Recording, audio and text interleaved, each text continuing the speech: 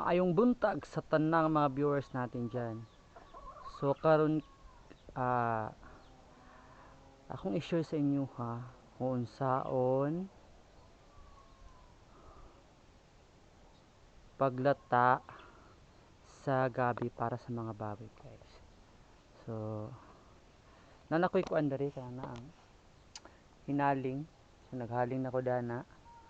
Nanapoy kaldero nga giinitan og tubig. So nag-init ko da og tubig para dali ra malata ang gabi. Okay, so dayon maka-remember mo nga nanguha mi og gabi dito sa kuan Basakan, ara siya. Dayon nanap ko yung mga hiniwa, ara. So hiniwang gabi. Ayan. Pag humaghiwa ani, separate lang ning mga kini mga dahon niya kay dali lang siya malata. So unahon ni siya. Unahan ni mga ani.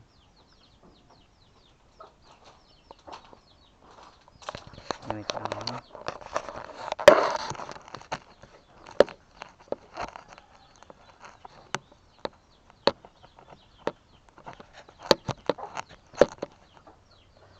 So yun.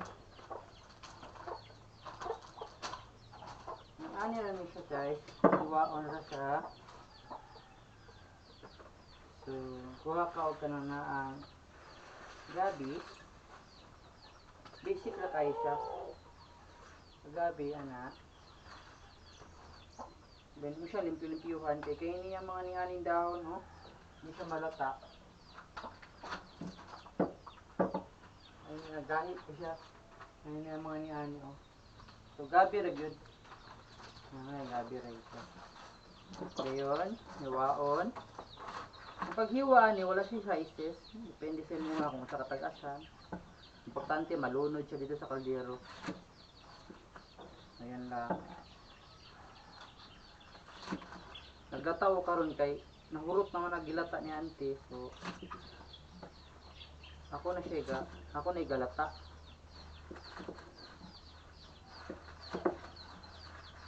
Yan. So ang isa ay mga himabaw sa kaldero, sa dakong kaldero. Makuan nila, dilata na ni siya, himabaw sa paglata na mga himabaw sa kaldero. Mga pila ra sa kananan nila, mga 5. So dali ra gid siya kayo. Ag among gikuha nga gabi, ikuha ng mga gabi dito sa Basakan. Gamay na lang kayong nabilin. Nasa mga 3 days na siya, mahurot na. Kung puno kayo, ang puno kayang sako, so mga 3 to 4 days na. Kuha na po otro. Ayan. Ayan na lang siya guys. So, ayan na ra. Taman kuhan. Kanang na ang kaldero, puno-puno. May mabaw siya. Ay di po kayo punon. Dayon, katong kaldero nga ako ang kanang gihalingan, nanato siya tubig. Nag-init yung tubig daan para mabukal. Dayon, pag nabukal na, ayan mo ilunod ni siya. Pero dapat unhon nimo tong yaang palak.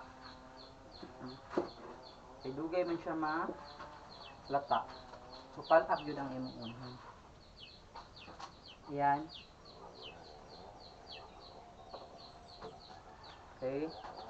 So maglunod na ko dito.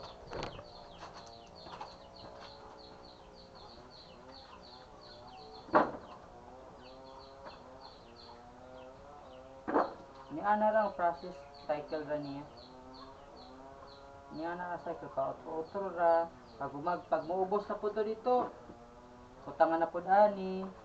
Then kayon pag naubos, utangan na pud ana ra siya. Dayon ang pinaka final niya kaninian ng mga dahon. So ni ana ang pag-process na diri.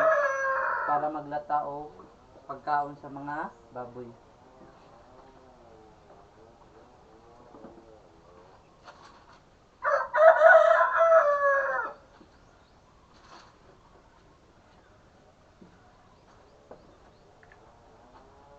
So ilunod na ako ni dire.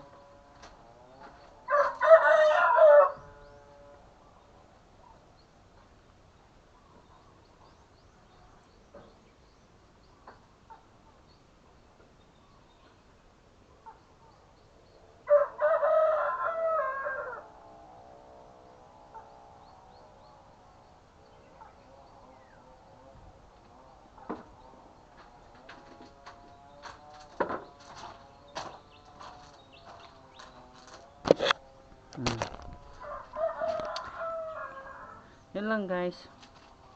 Bye bye.